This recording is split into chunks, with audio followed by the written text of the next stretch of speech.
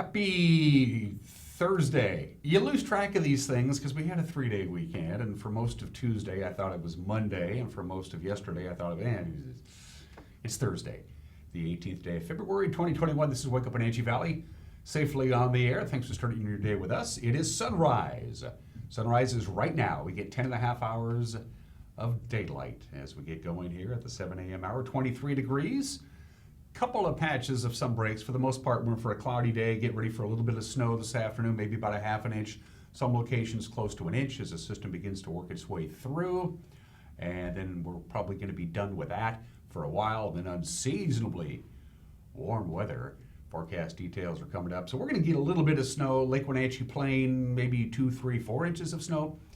Cascades, lots of snow. In fact, if you need to drive over the mountains today, go now, because it's going to get really bad, and it's going to stay really bad for days on end. They just can't catch a break up there as far as getting across the state via I-90 or US 2. Past report coming up. We got some news to get to, as you might imagine. Sports, a little trip down memory lane for you. When we get to sports, I'm in an exceptionally good mood. Pitchers and catchers report, the greatest 4 words in the English language. Spring training begins today for Major League Baseball. Looking forward to the upcoming season. We'll have the obscure holiday today in history, a Mike McNaughty opinion, some celebrity birthdays, and Dr. Mark Johnson is back again. He's an epidemiologist with Confluence Health. He's in the know on COVID.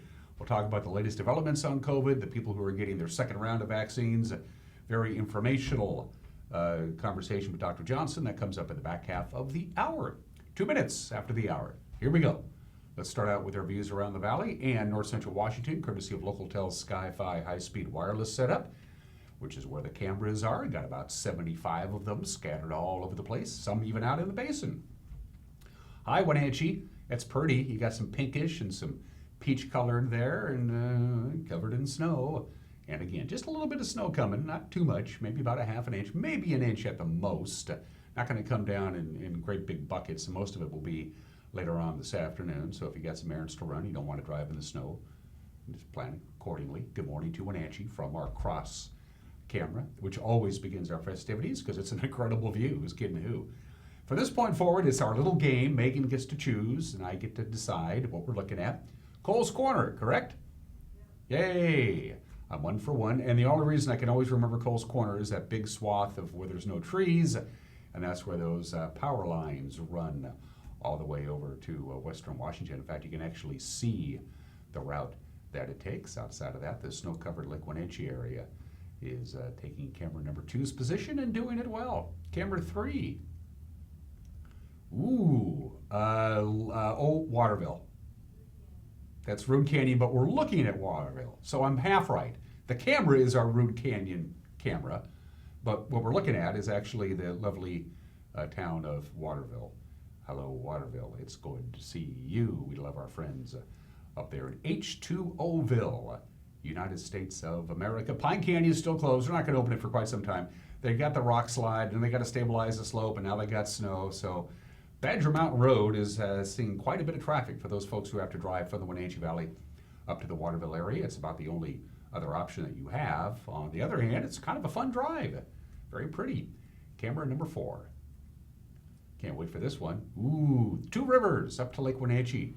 We go, still in black and white. Not enough light there yet for the camera to switch automatically from black and white to color. The idea is when it's black and white, you can let in more light and you can get more information. The Two Rivers camera is on a tower about 250 feet in the air. The two rivers, the Little Wenatchee and the White River, pour into the top of Lake Wenatchee. At the bottom, it's, of course, the Wenatchee River, which eventually becomes into the Columbia River, which empties into the Pacific Ocean, which doesn't empty anywhere. This concludes your geography test for today. We have one slide, and it's what we're looking at for the snow forecast for today and Friday. It's going to start here in the Wenatchee Valley, gradually work its way east. As you can see, once again, the mountains are going to get a significant amount of snow. We're talking less than an inch here in the Wenatchee Valley, but right along the crest, right down there in the Leavenworth Plain, Lake Wenatchee area, you're going to get a little bit more snow than we're expecting.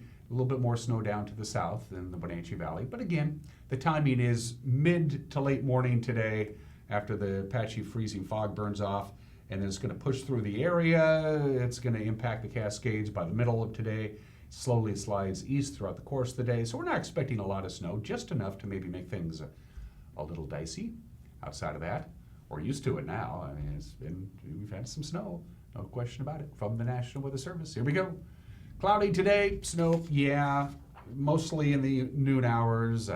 We'll top off right around 35 degrees. We were supposed to get warmer than that. We didn't. We only got 36 on Wednesday. Overnight low was 18. We've had a long stretch of cool weather. Our normal high is 42. So we're going to be at our normal high on Friday, with just a slight chance of a light snowflake. Just a little spittle here and there. It won't last long. 42 our high. Look at the warming trend. Sunshine 44 on Saturday. We'll be in the upper 40s by the time we get to Sunday with clouds and rain. Not snow. The snowmelt will continue on Monday. Look at the overnight lows Sunday night into Monday in the 40s.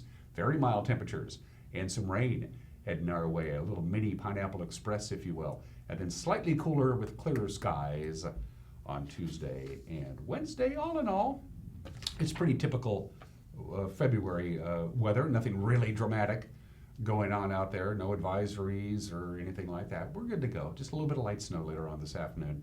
Then we're done with anything like that. Now, as far as the major mountain passes are concerned, as I already mentioned, go now, because it's going to get not pleasant. Live shot of I-90 right now. No advisories, no restrictions. Roadway is bare and dry for the most part. You get up near the summit, you'll find some splotchy spots, if that's even a word. But you're fine. No advisories, no restrictions. Stevens has a traction tire advisory, but you're going to see a lot of asphalt. So they've had a great deal of work done on Stevens Pass. Roadway, for the most part, is bare and wet with overcast skies. And Blewett Pass, no advisories, no restrictions. On US 97, you're bare and dry. Go now, because here comes the snow. It's going to start about 10 or 11 o'clock this morning. Here are your snow accumulations for the mountain passes. Today, 2 to 4 inches. Tonight, 4 to 8 inches. 1 to 3 inches on Friday. 1 to 3 inches Friday night. 1 to 3 inches Saturday. 3 to 7 inches Saturday night. 2 to 4 inches on Sunday. 2 to 4 inches Sunday night. Heavy snow Monday. Heavy snow Monday night. By the time we get to Tuesday of next week, they're talking anywhere from 2 feet to 4 feet of fresh snow at the pass level. And it starts today at about 10 or 11 o'clock on Stevens Pass and on I-90, and it's going to snow pretty much nonstop for about 5 days after that, with just a couple of breaks. All right, 8 minutes after the hour, going to take a quick 1-minute break and come back, and we'll have your Thursday morning headlines. You're watching Wake Up Wenatchee Valley on the NCW Life channel.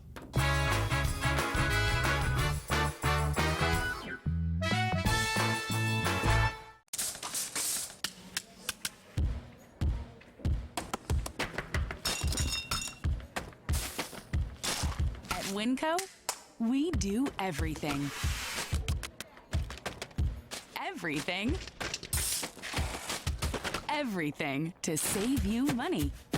Top quality and no membership fees ever. Winco. Now in Wenatchee at 1340 North Wenatchee Avenue. Having a relationship with your pediatrician is so important. Feeling that sense of trust, that is priceless. I tell everybody about CBCH. I love it there.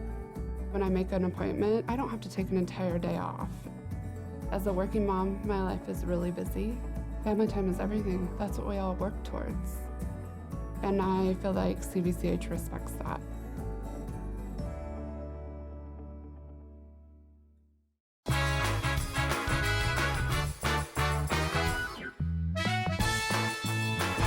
Nine minutes after the hour, a little cloudy, a little foggy. We are at 25 degrees. Some snow this afternoon.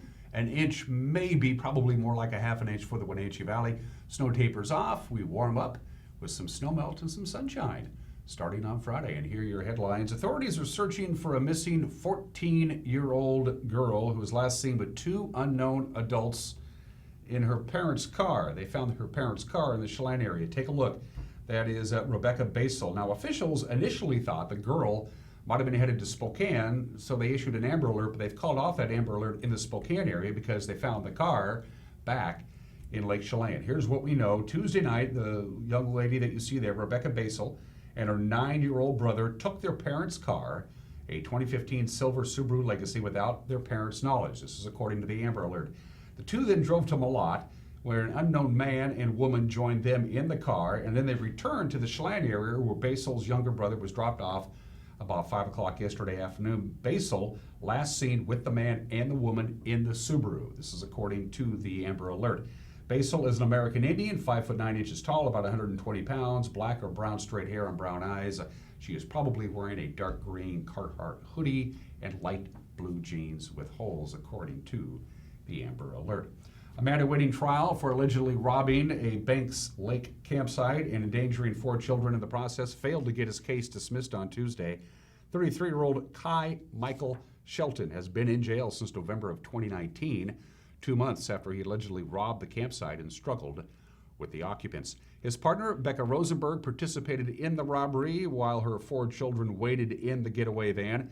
Rosenberg pled guilty last summer and was sentenced to 17 months in prison. Shelton argued his case has spent too long in limbo because Douglas County trials remain on hold because of the pandemic. But Judge Brian Huber denied his motion to dismiss. Shelton is still in the Okanagan County Jail on a $100,000 bond. He has no trial date set yet, but Huber plans a hearing on March 1st to assess whether the case can go forward. The city of Wenatchee will take on some of the overhead costs of the Wenatchee Convention Center, which has suffered during the pandemic. The center is owned by the city, but it's operated by Coast Hospitality. City Executive Services Director Laura Merrill told the City Council last week the cost will be about $100,000. The city's expenses should eventually be reimbursed out of the lodging tax. Due to the impact of COVID, the building has been shut down, but they still have a lot of fixed costs, such as keeping the lights on, utilities, water, and so on and so forth. And so that is what's being shifted to the city's responsibility.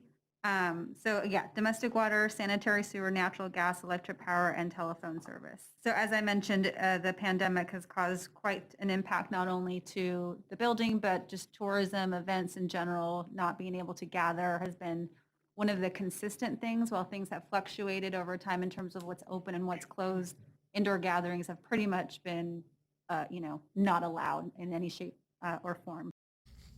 City Council member Linda Harold is the sales director at the Convention Center. She recused herself from that vote. And good news for you skiers and snowboarders, you can get to the top of the mountain. Mission Ridge Ski and Board Resort opened its new Wenatchee Express chairlift on Wednesday. Chair 2 is open.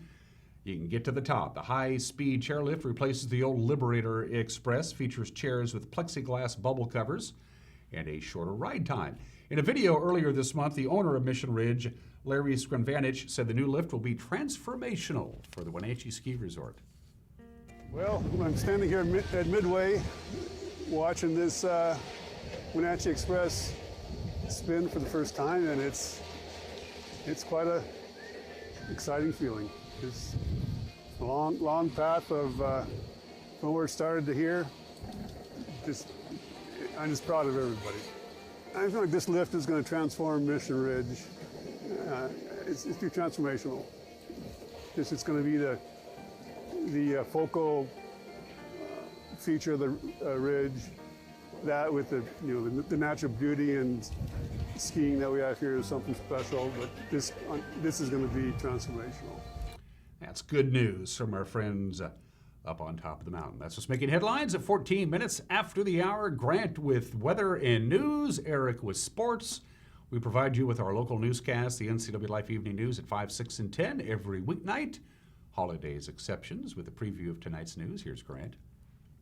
Thanks and good morning, Dan. Coming up tonight on the NCW Life Evening News, snow in the forecast for later today and then unseasonably warm temperatures by the weekend. I'll have all the details in your complete North Central Washington weather forecast. And in sports, Eric Granstrup will take a look at tonight's men's college basketball games involving the Huskies, Cougars, and number 1 Gonzaga. That and all the day's news coming up tonight at 5, 6, and 10 on the NCW Life Evening News. We hope to see you then. Dan?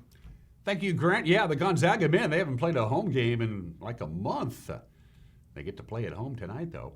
If you have a news tip or you want to drop us a note, you can email us, news@ncwlife.com. You can use our Facebook page to get a hold of us. You can use our website to get a hold of us. You can use your telephone to get a hold of us. You can stand on the roof of your house with a bullhorn and point it in our direction, but the authorities will probably show up if you do that. Don't do that last thing. Just pretend I never said that. We're going to take a break. When we come back, we'll talk about sports, including spring training, which starts today. You're watching Wake Up Wenatchee Valley on the NCW Live channel.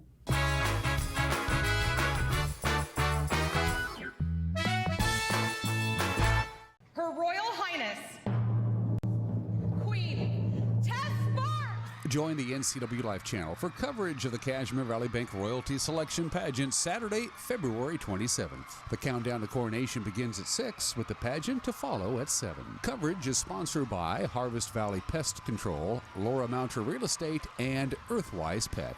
The Kashmir Valley Bank Royalty Selection Pageant is available only on the NCW Life channel, your local TV station. Alta Cellars Winery is a family-owned boutique winery featuring structured wines from some of the most sought-after vineyards in Washington. Time-honored winemaking techniques blend with New World style to create reds and whites that are captivating.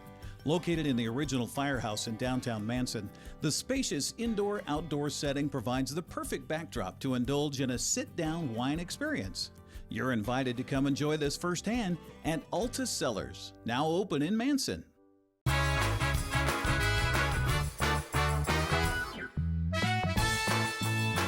We're back at 16 minutes after the hour. Wake up Wenatchee Valley. I am Dan Kuntz. Gonzaga will play their first home game since January 23rd. They're finally back in the Lilac City. The number 1 ranked Bulldogs and St. Mary's will do battle. Of course, Gonzaga is 12-0 on the season, 11-0 in West Coast Conference play.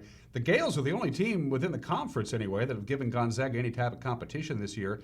The first time these two teams met, St. Mary's actually led by 10 points at one point, but Gonzaga ended up pulling away. Anyway, ESPN has picked up the game. You can watch it at 6 o'clock tonight. Also on the schedule tonight is Washington State hosting Cal on the Pac-12 network. That's at 7:30, and Stanford visits Washington at 8 o'clock on FS1. And then we look ahead to Saturday. You got the Cardinal and the Cougars playing in Pullman at 1 o'clock on ESPNU. Gonzaga will host San Diego at 5 on ESPN2. At 7, you got the Cal and Huskies on ESPNU. Haley Van Lith and her third-ranked Louisville Cardinals are back in business. They had a brush with COVID last week, shut things down for a while, but they announced on Friday that its game with Syracuse was postponed due to a positive test among a Tier 1 staff member. So the university got the all clear this week. They resumed practice on Tuesday, and today Louisville travels to Pittsburgh. They tip it off at 4 o'clock. Van Lith is 4th on the team in scoring with 11.3 average. She's second most on minutes played, behind NCAA MVP candidate Dana Evans. 16th ranked Gonzaga. They're also back in action today. They're looking for their 17th straight victory. They'll be in Provo, take on the Cougars at 5 o'clock. Coming up tomorrow in Pac-12 action is Colorado visiting Washington State at noon. Washington hosting Utah at 7. Gonzaga travels to San Diego Saturday at 2. Then on Sunday, it's the Utes and the Cougars tipping off at noon, followed by the Buffaloes and Huskies at 2. And speaking of Haley Van Lith, it was 1 year ago yesterday that the Kashmir senior broke the state scoring record in a playoff game against OMAC at Eastmont High School. Our cameras were there. We televised it live. You remember this? We'll slow it down at the center circle. Riley, cross court pass to Haley. Three-pointer on the way. Good! Haley Van Lith. That's it. That's it for Haley Van Lith. She has broken the state record with that three-pointer. Haley has eclipsed the mark by Jennifer Stinson. Haley Van Lith with 2,882 points, and she's not done yet. Tell me about this night and getting ready for this game, and I know you had to get it. You had 42 points. Did you want to get it done tonight? Yeah, I think it was important for me to do it in front of my community since they've been a part of this whole journey for me, and just to have them here and witness it was great. It was a great atmosphere for my team, but at the end of the day, I just wanted to win the game. So if I didn't get it tonight, that would have been fine. I would have been just fine with the dub. 1 year ago yesterday. It reminds me how much we miss broadcasting high school sports, so we'll be doing it again come early March. The long-awaited return of baseball today in Peoria, Arizona. Pitchers and catchers report to the Mariners spring training. Seattle finished the COVID-19 shortened season last year. They were third in the American League West. They went 27-33, but they got unanimous American League Rookie of the Year Kyle Lewis back. Gold Glover's Evan White is back. J.P. Crawford is back. The Big Maple is back. There's some buzz around the Mariners for their chances this season. Manager Scott Service is back with his 6th season running the ball club, and he says, hey, it's time to get together and have another go at it. Really excited about this group moving forward. I said it earlier this week in talking to some different groups on Zoom calls about It's really the first time coming to spring training as a group that really nice to have the core of our group the same. You know, we've had a lot of turnover here as we've looked to get better in different areas. But this group is a group that we really excited about. It's a group we can grow with, staying in touch with these guys throughout the offseason, knowing how excited they are to get to spring training and getting the ball rolling. As things are starting to pick up here, I think we've seen it in the last 6-7 days. A few more guys are signing. There's still a lot of really good players out there, veteran guys that can help stabilize a young group like we have and come in and be big contributors. So there's no stone unturned when it comes to Jerry and looking at ways to upgrade our ball club. And I say all that knowing that we still want to give our young players every opportunity to grow. And that is a focus for us. We've got a lot of good young players, and we've got more coming. Pitchers and catchers today, position players this weekend, and they will be playing baseball 1 week from Saturday against San Diego. And finally, each spring, hope springs eternal in the baseball world. Your team is 0-0, and everybody has a chance. For Mariner fans, we've been waiting a long time. We haven't made the playoffs in 20 years, so here's a little something to whet your appetite. Last season, baseball's youngest team led the American League in stolen bases and was one of the top defensive clubs in the game. Holy smokes, Kyle Lewis! Featured 2 Gold Glovers in the infield. Are you kidding? That was gorgeous! Evan White making the catch! Plus another with the hardware in his trophy case. What a play! Don't forget, the unanimous AL Rookie of the Year. God home run, Kyle Lewis! You cannot stop number 1. And top rookie starter. Justice Sheffield strikes out the side. With the Bulldog atop the rotation. Bulldog tough, you bet. Oh, and throwing one of baseball's best farm systems. And we've got one question. Are you ready for more?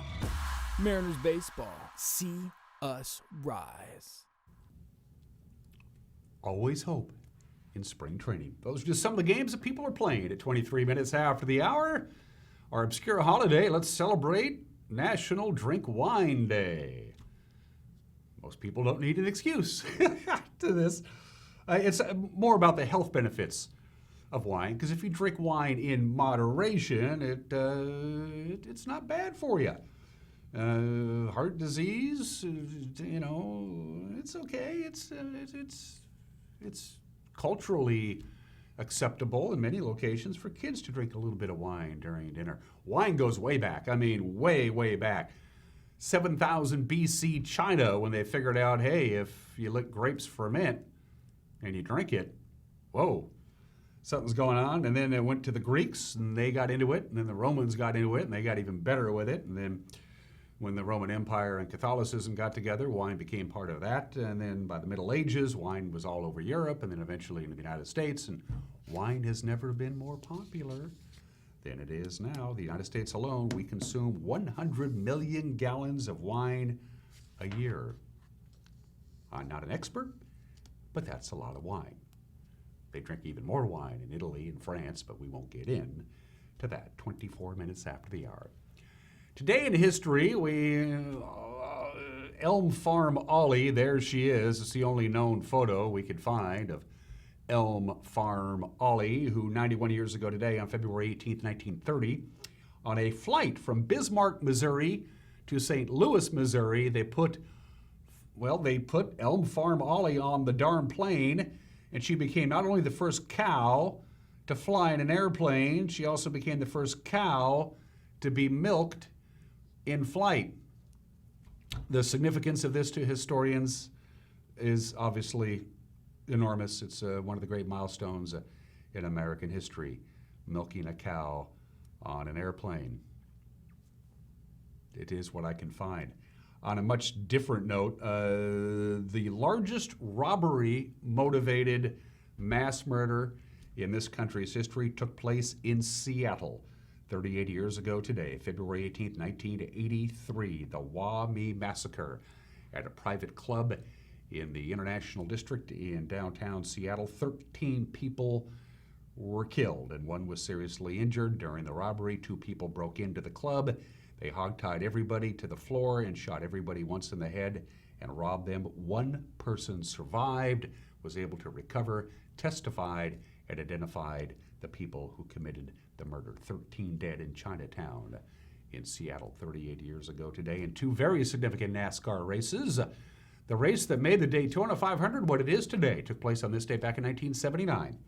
42 years ago today, Richard Petty wins his record 6th Daytona 500 after Donnie Allison and Cale Yarborough crashed on the backstretch of the final lap. It was the very first Daytona 500. In fact, it was the very first NASCAR race televised live, flag to flag, all over the country. It was an incredibly exciting race. Richard Petty, the most famous driver of them all, wins the race. In the backstretch, Donnie Allison and Cale Yarborough got into a fist fight. And NASCAR was, for the modern era, essentially born on this date 42 years ago today. And the worst day in NASCAR history happened 20 years ago today, February 18th, 2011. Dale Earnhardt killed instantly when his number 3 crashed on the last turn at the last lap of the Daytona 500, 20 years ago today.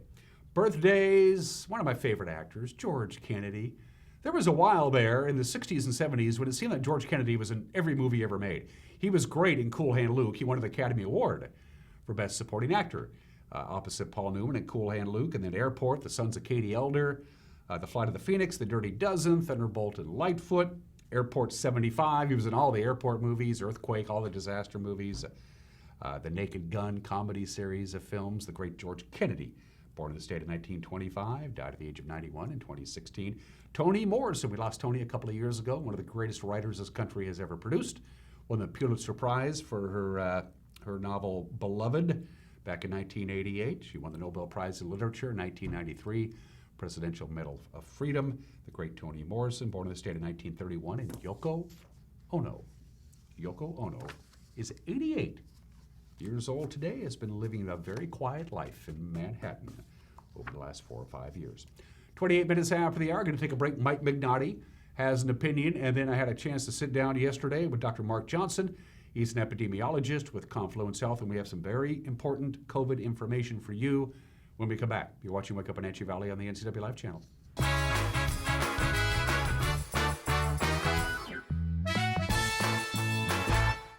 Hi, my car's making a funny noise. Not a problem. We'll take care of you. Global Car Care's technicians are ASE Master Techs and well-versed in the more refined methods of vehicular diagnostics. Number 3 piston and rings have a slight loss of compression, down to 108 pounds. Your transmission is slipping. You're gonna need a service. Looks like you all set. These guys? They're good. Oh, and your spare is flat. Global Car Care, Wenatchee's top shop.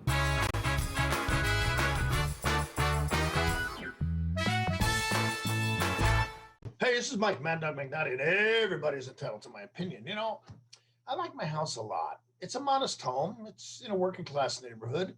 It was built probably more than 100 years ago. And I like to think about the people who built it, what the construction was like, the different craftsmen that we just no longer have today. And I think about the people who used to live in that house, what their lives were like and what they went through, you know? And I realized in another 15, 20 years, somebody else is going to be living here.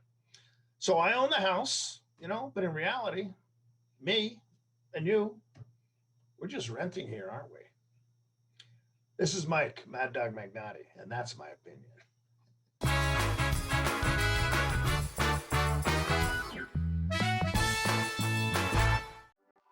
Winter is a great time to trade in your current hot tub. Turn your old hot tub into money with Blue Lagoon Pool and Spa's trade-in program. You can save $500 to $1,000 off of any new artesian spa or take advantage of a free Bluetooth music experience. Blue Lagoon Pool and Spa recommends draining your hot tub every 3 months. Ask us about our drain and refill special. Stop on by Blue Lagoon Pool and Spa today.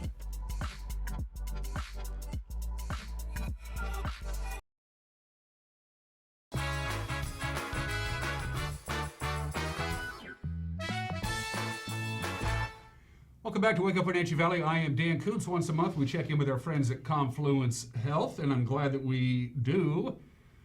because I have personally learned a lot from the various physicians and nurses and practitioners of healthcare that have paid us a visit on Wake Up Wenatchee Valley. The gentleman joining us this morning is no stranger. We visited via Skype back on January 8th or 9th, I believe, to talk about the latest developments in the world of COVID. He is an epidemiologist, so this is right up his alley. Dr. Mark Johnson from Confluence Health is back to give us the latest COVID poop, for lack of a better term. I should have thought that one out. First of all, it's good to see you again, Doc. Thanks, Dan. I appreciate it. It's good. We have a lot to touch on. When we first got together back in January, they were first starting to roll out the mass vaccinations. A lot of information out there. There were some new variants. There was some confusion. There were people who just didn't want a mask, period. There were people who didn't want vaccines, period. What has changed most significantly in the 6 weeks since you and I last visited? Well, I think the biggest thing is that vaccine rollout keeps happening. And I think what we heard initially is a lot of people are having trouble getting vaccines because supply is so low, and that's still an issue. But what we know with vaccine rollout in this fashion that's unprecedented is we're gonna see problems with manufacturing and stockouts with that. We're gonna see problems with getting vaccine delivered and then getting vaccine administered. And what we're seeing now is we're vaccinating all the vaccine that we have available, either at Confluence Health or down at Daytona Town Center or wherever they're getting vaccinated. So we don't have enough vaccine, and that tells us that the buildup of getting the wrinkles ironed out of how to do this is happening, but we're still struggling with, we need more vaccine, and that's not specific here or to the state, or it's all over the country. The last I heard, the manufacturers, and they may not necessarily be the pharmaceutical companies that are manufacturing, that can be farmed out. The manufacturers are cranking out vaccine as quick as they can. There's just a ginormous demand for it. That's my understanding. That's exactly right. But we're at the point where across the U.S., 1.5 million doses of vaccine are administered per day. And so if we're on that same trajectory, we would anticipate that we would have had, over the next 60 days, another 100 million doses given. So we're at a good point where we're getting a lot more vaccine out there. We wish we could get more. I know that recently the 1 millionth dose of vaccine was administered in the state, and I think that was a East Wenatchee resident. It's right here. Yeah. So for those people who were first out of the box, who were first vaccinated, the healthcare workers, the people who were number one on the priority list, they are now 30 days into dose number 1, so now they're getting dose number 2, we hope. Mm-hmm. Is it the same, is it a slightly different vaccine, or is it just you're getting the same vaccine 28 days later? You're getting the same vaccine, and small difference where Pfizer vaccine, it's 3 weeks, and the Moderna vaccine, it's a 4-week gap between the two doses. But it's the same dose, and that second booster dose ends up giving us a profound neutralizing antibody response, which is just a small part of our immune response to the vaccine, but it also generates a long-term immune response called a memory T-cell mediated response that hopefully gives us long-term immunity going forward. But we know that because of vaccine supply, the Advisory Committee on Immunization Practices at CDC said, we can anticipate some people are gonna have a delay of that second dose. And so we just have to be prepared for that. What does that do? Is that a problem? Is there, if you miss your second dose, do you get to a certain point past the time you got your first dose and you kind of got to start from scratch? I mean, what happens if you're 10 days late for your second shot in the arm? I'm not worried about it. We do know from the clinical trials that even delaying both vaccine types, Pfizer and Moderna, that are currently available, by 6 weeks after the first dose, there's no drop off in efficacy. We know that for certain. And so typically if somebody has a small gap of a week or 2 or 3 delay with a second dose, they're gonna be fine. They will still have a very good effective response from the vaccine. I think if we look at other vaccines that have been in development, for instance, the Astra Zenica vaccine that's used in the United Kingdom, they actually found some interesting things in their study. Specifically, they looked at 2 different doses, what they call a low dose and a high dose. And initially their data said maybe people have a better vaccine response to the low dose, and they actually didn't understand why. And then it turned out that they were also, while they were checking dosing, they were checking interval between doses. And so the low dose people tended to have a longer gap between. So it turned out when they did further studies, it was the gap between the vaccine that was more important. So for that particular vaccine, if you got a 1 month gap between the 2 doses, you had a lower response versus if you waited 3 months. And so they found that actually a longer gap was more effective. That's not really the case with the Moderna and Pfizer vaccine. We know that you only need 3 or 4 weeks, depending on which vaccine, to get a very good response. But the take-home message is, I'm not worried if you have a small delay because of vaccine supply, you're still going to get a very good response because these vaccines are so darn effective. So you had your first shot either 3 or 4 weeks ago, as the good doctor said, depending on what brand of vaccine you got, and then you're ready for the booster shot. What was going on with your immune system during those 3 or 4 weeks? What was your body reacting to the shot? What was going on there? So any of these vaccines, whether it's the 2 mRNA vaccines we have in our country or some of the other vaccines that are going to be looked at in the near future, any of them are essentially giving you a small bit of non-infectious viral spike protein. And so with the mRNA vaccine specifically, it goes into the muscle cell in which whatever shoulder you're injected, and then it goes into that lymph node that's right there, and that can get a little swollen. But your immune system takes hold and you generate this big antibody response initially. And usually by day 10 or 11, you can see in the clinical trials, they can see a very nice immune response on the antibody level. But then that second booster dose triggers a much more robust antibody response, and then this longer immune-mediated T-cell response that gives you longer-term immunity. But that little bit of the messenger RNA for that spike protein, that dissipates within 24 hours or so after it's administered. And it doesn't go to the rest of your body. It just stays put in that muscle cell and in the lymph node in which it got injected.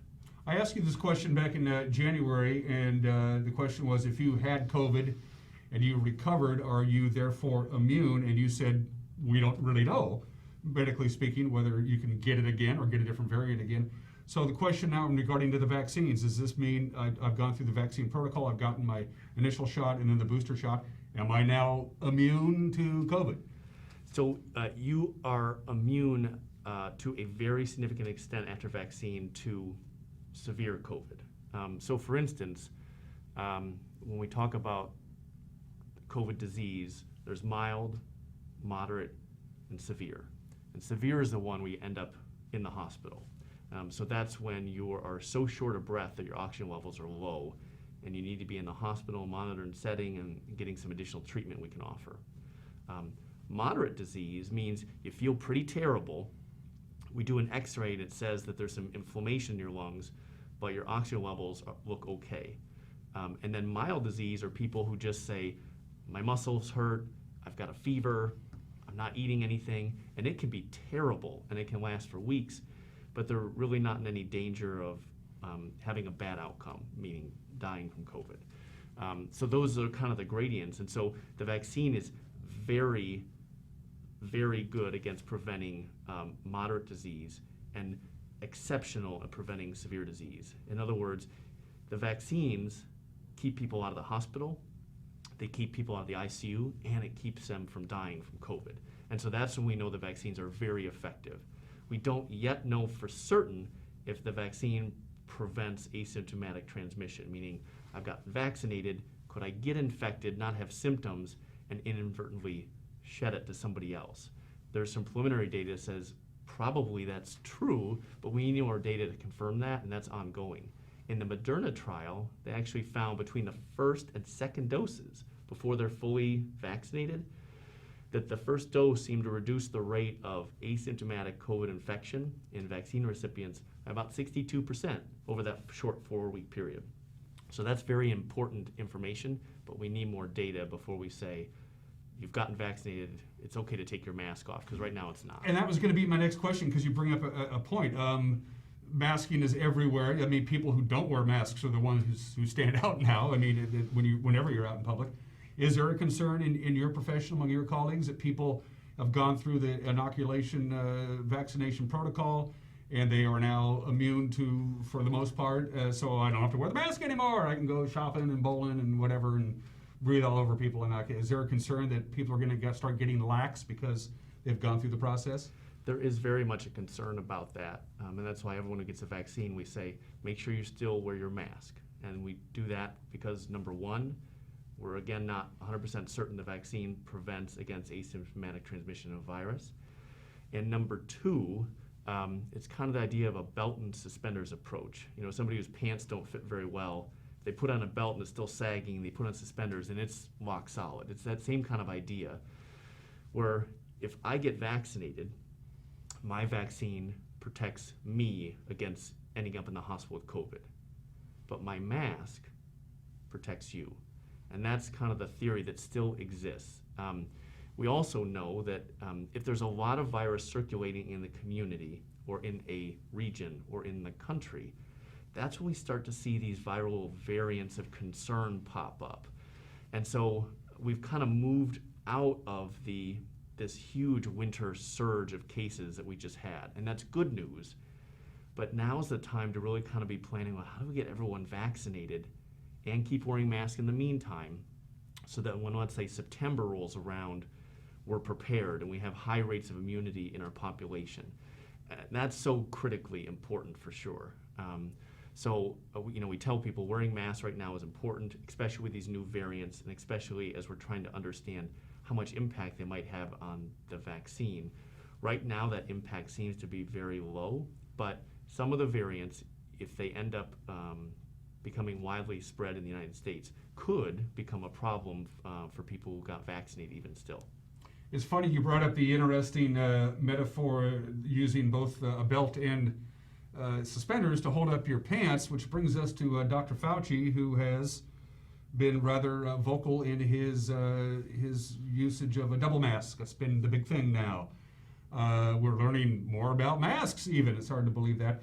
What mask are you wearing now? And you brought a second mask, so can you clear up some of the myths and misconceptions of this whole double mask thing? Because there's a lot of people who say, I was just way overdoing it, but there's a reason. Go ahead. Right. So typically when I'm walking around town, I wear a double layered cloth mask like what you're wearing. Like what I'm wearing. I wore this one to show folks that this is what we call a surgical mask or a medical procedural mask.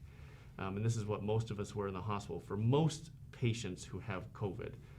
And what we're looking for is to ensure that we have a well-fitting mask. And so if my mask had big gaps on the side or the top, that's not a well-fitting mask per se.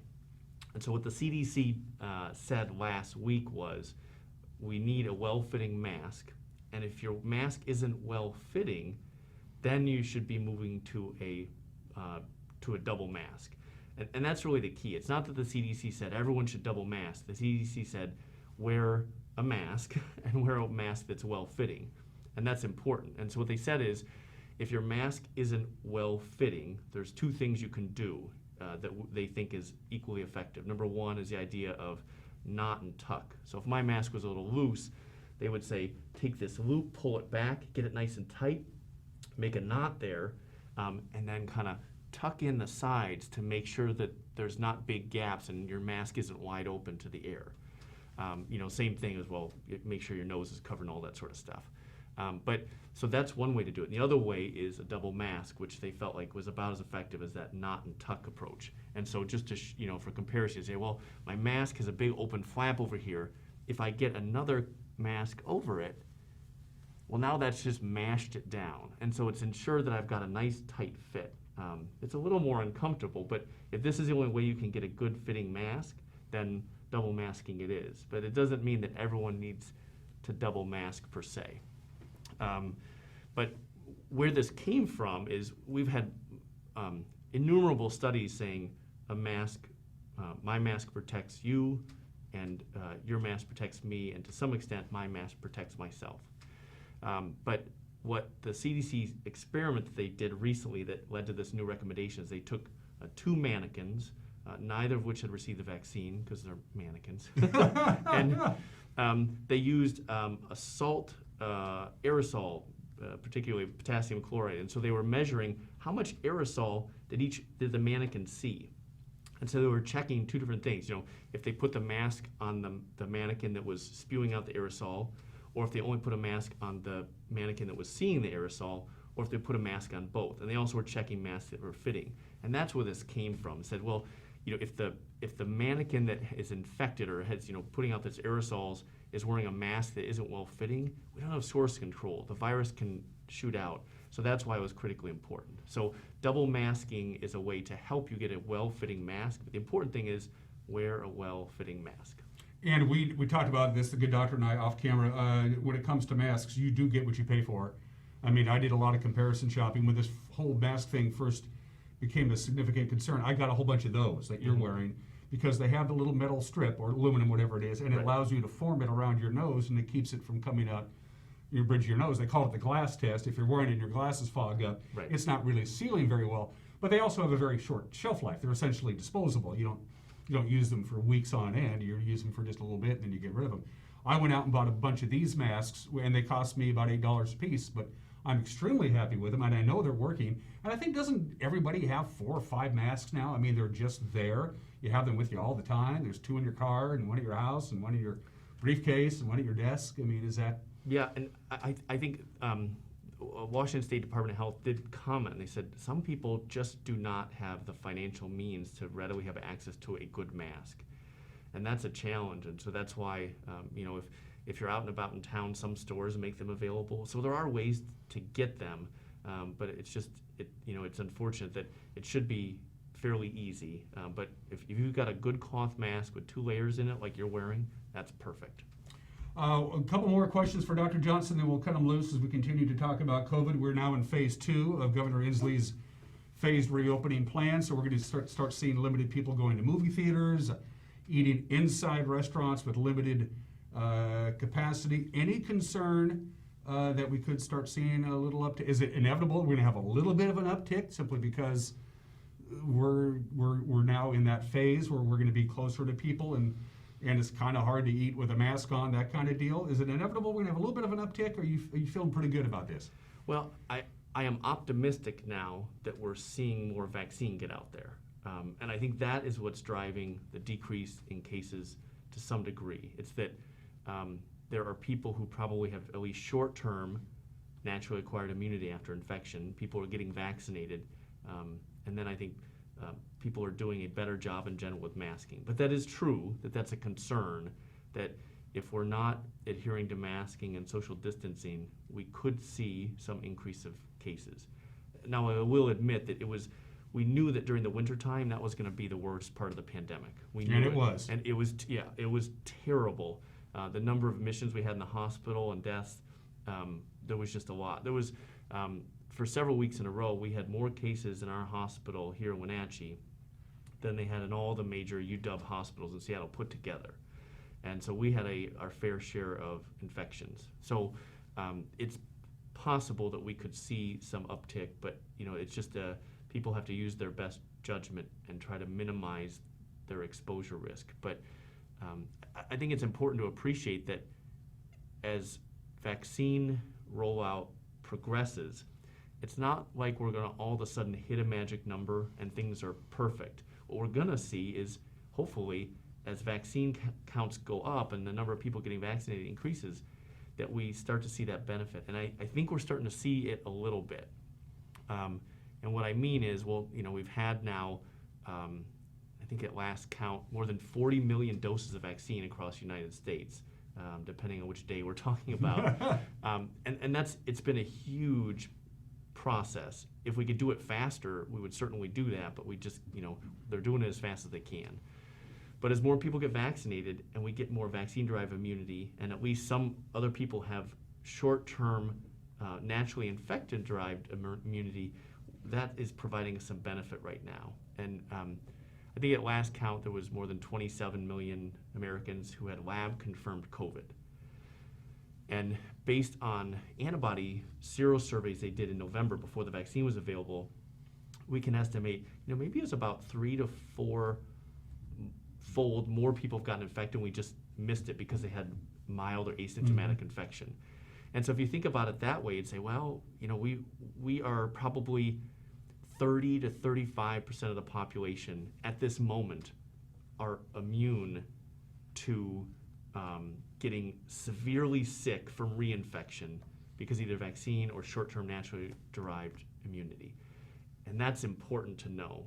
But that immunity is based on the variants of the mutation we have now. And if there's a lot of viral transmission in the community, that is the time we start to see the variants pop up. Because these viruses just want to make copies of themselves and live. And they do that by naturally mutating so they're more infectious and they can move from person to person. And so the more of it that's in the community, the more likely that the variants are going to become an issue. So as it stands now, I think we're starting to see some benefit of immunity out there. But because of the variants, it's the time to really say doubling down on masking is critically important. Dr. Mark Johnson is an epidemiologist with Confluence Health. I'll give you the last word because I hate it when I have a guest come in and 10 minutes later after they left, I went, why didn't I ask them this question? It was obvious. So fill in the blanks and anything else that you want to touch on while I have you here, Doctor. I'll give you the last word. Sure. I think I still hear people saying, I do want to get the vaccine. I know it's the right thing to do. I know it's our way out of the pandemic.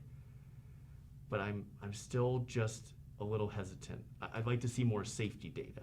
And I would argue to them that I think we have that data now.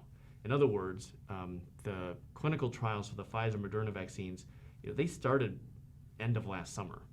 And so now we have people who went through the clinical vaccine trials, thousands and thousands of people who it's been more than 6 months since they were vaccinated. And anytime we move from a clinical trial to wide-scale transmission or wide-scale vaccination in our community, we always watch for signals of safety concerns. And we're just not seeing it yet. And we always kind of hold our breath and say, well, until we've got 3 million doses of vaccine out there, are we going to see something? Well, we're way past 3 million doses. As I said before, we're above 40 million doses in the US and well more than 100 million around the world. And so these vaccines are showing us that they are safe and they're showing us that they are effective. And so now is the chance. And so for people who say, I'm waiting for safety data, I say, I think that data's there. Now is the time to get the vaccine. Because we have enough safety data and enough time has passed, I feel very comfortable telling people the time for kind of that wait and see approach, that's really over. The data tells us very convincingly this is the right vaccine. Now, obviously, I can appreciate when people say, I still have questions about the vaccine. Because early on, this is a scary virus. We heard with vaccine development, there was some terms that I found kind of scary myself, Operation Warp Speed and first to the finish line. Because that's not how vaccines work. It's, Right. it's a long, drawn-out process of testing and retesting and blind samples and everything instead of saying we need a vaccine now. But as you explained the last time we visited, this was not, we're shifting from first to fourth. You went through the process the way you were supposed to. It was just accelerated. Correct, yeah. And so this safety data tells us, these vaccines are good in terms of efficacy and in terms of safety, and now is our chance. And I admit that there's a bit of a race against the clock, that these variants down the road could become trouble. In particular, the South African variant, otherwise known as B131, et cetera. And then the other one, the Brazilian variant, also they call it P1. And those are very similar in their mutations. So I consider the South African variant and the Brazilian variant to be similar. They're both more transmissible, but it also seems like, to some degree, vaccine efficacy, people might have heard, is a little bit reduced from those.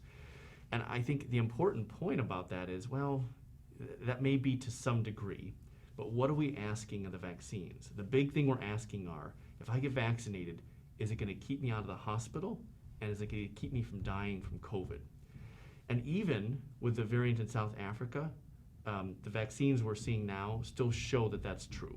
They've tested the Pfizer Moderna vaccines and said, well, the neutralizing antibody titer, or that small part of the immune system, that was less in somebody who, it didn't work as well in somebody who had gotten this particular variant of the virus.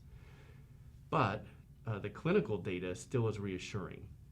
So we have these 2 vaccines out now, and there's another vaccine that is going to be reviewed soon. So the FDA External Advisory Board is going to review the Johnson of Confluence/Janssen vaccine scheduled for the 26th of February.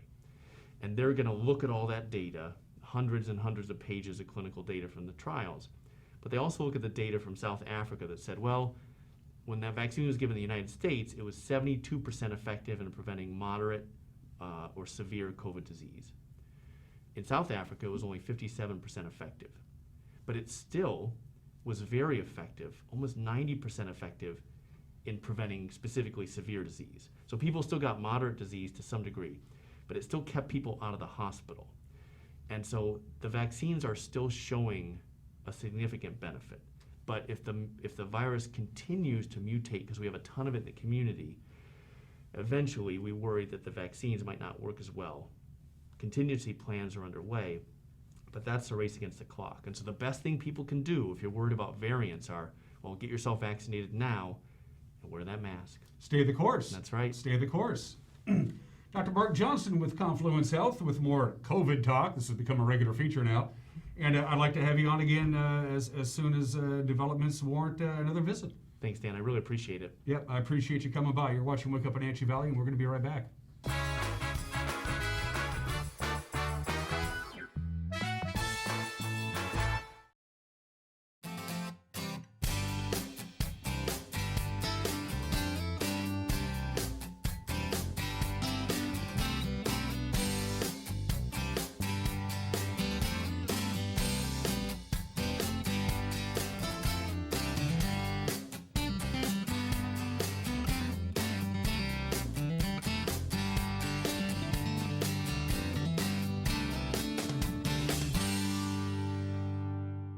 Club Crow Bar and Grill in Cashmere is your place for famous blues, brews, and barbecue. Currently, Club Crow Bar and Grill in Cashmere is open for dine-in and take-out.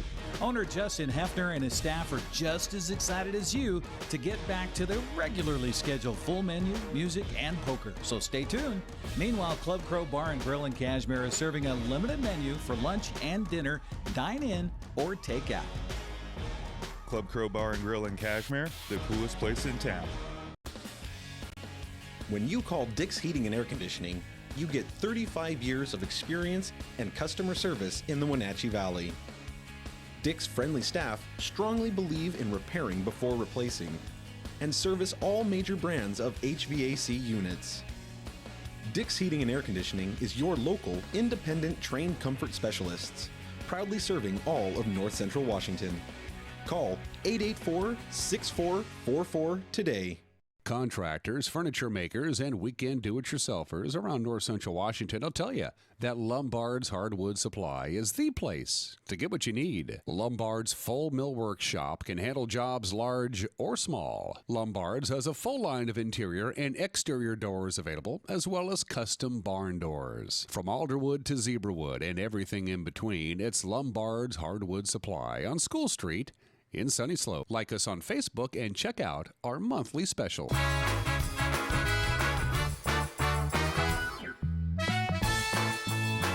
And we are back here in this Thursday edition of Wake Up Wenatchee Valley. Last item of business before we cut you loose, the weather forecast. And here we go. A little bit more snow today. No big dumping. We're talking probably less than half an inch, maybe half an inch. Some of the higher locations upwards of an inch. Closer to the Leavenworth Plain, Lake Wenatchee area, you could get something more along the lines of 3 or 4 inches and a heavy snow expected in the mountain passes. But again, here in the valley, just a little bit. High of about 35, 26 for the overnight low. Most of the snow, by the way, is predicted to come down in the afternoon hours. It'll taper off by about 5 or so. We'll be done with it. Partly cloudy, warming up to about 42 Friday, which is back up to normal. We haven't seen that in quite some time. 44 with bountiful sunshine on Saturday. Sunday and Monday, the next weather maker comes in, is bringing in some warm tropical air. We'll have temperatures in the lower 50s with rain and probably significant snowmelt. And once again, a friendly reminder, heavy snow in the mountain passes begins later on this morning, and it's basically going to snow nonstop all the way through, they tell us now, all the way into Monday night. It's going to get just hammered with lots of snow in the Cascades. Just want to give you a heads up on that. Have a great Thursday. We'll see you tomorrow. Take care. Bye-bye.